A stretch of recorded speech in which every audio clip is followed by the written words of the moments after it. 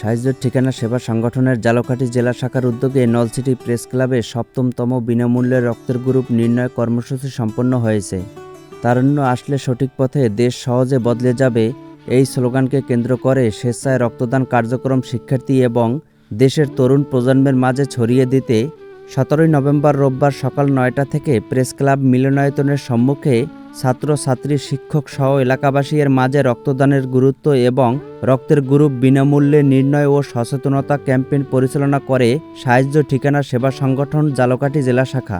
Free রক্তের group নির্ণয় ও সচেতনতামূলক কর্মসূচিতে উপস্থিত ছিলেন সাহায্যের ঠিকানা সেবা সংগঠনের প্রধান উদ্যোক্তা মোহাম্মদ হানিফ ফরাজি ও ভারপ্রাপ্ত পরিচালক সীমান্ত হাসান।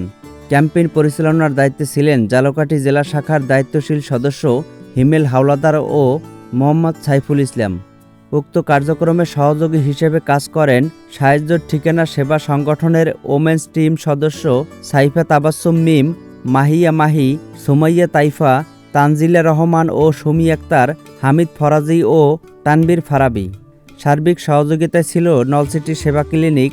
সাহায্যের ঠিকানা সেবা সংগঠন দেশের তরুণ প্রজন্মকে সঠিক পথে দেশ ও দেশের নাগরিকদের সেবায় নিয়োজিত রাখতে বিশেষ ভূমিকা রাখতে চায়, কারণ দেশের সবথেকে শক্তিশালী অস্ত্র তরুণ প্রজন্মের চেষ্টায় খুব দ্রুতই সুন্দর দেশ গঠন করা সম্ভব।